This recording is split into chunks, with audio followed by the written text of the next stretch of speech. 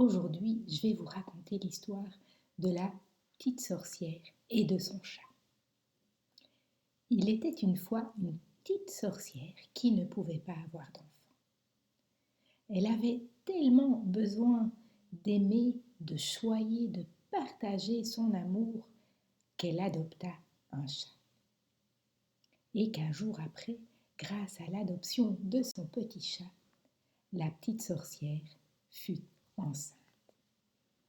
Un jour, son chat tant adoré disparaît. La petite sorcière était effondrée. Elle le chercha partout. Nul petit chat. 3 jours après sa disparition, une personne l'avait retrouvé.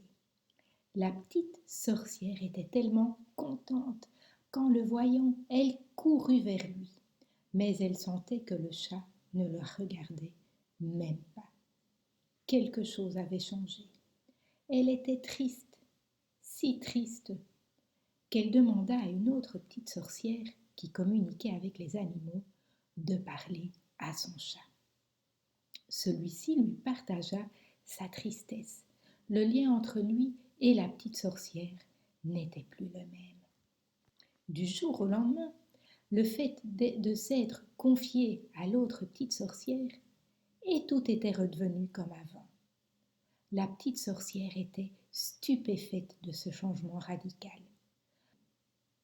Le fait de communiquer aux animaux pouvait donc changer les choses. Waouh, la petite sorcière voulut en apprendre davantage.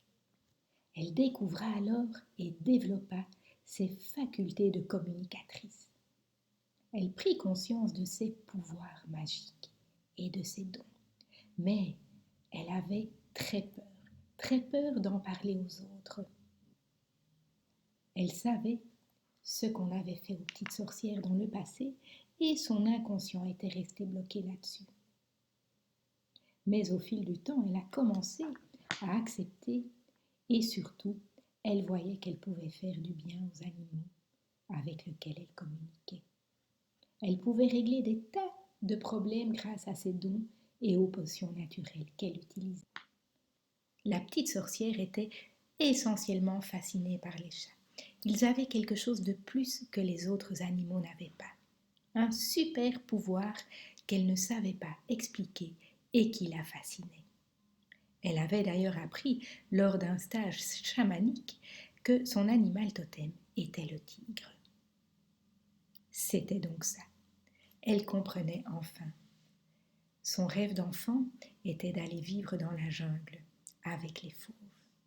Elle avait remarqué que lorsqu'il y avait un souci avec le chat, s'il était stressé, angoissé, agressif, eh bien son humain l'était aussi.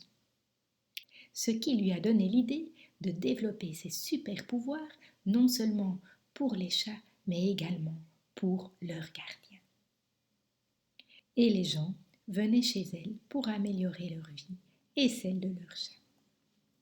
Si vous avez envie de retrouver votre magie et reprendre le pouvoir sur votre vie grâce à votre chat, eh bien je vous propose la formule Lily. Réveillez la petite sorcière qui est en vous grâce à votre chat. Je vous invite à vous inscrire à une séance découverte au cours de laquelle nous pourrons discuter de la manière dont je pourrais vous aider, vous et votre chat. Alors je vous dis à très bientôt et je vous souhaite une excellente journée. Bye bye.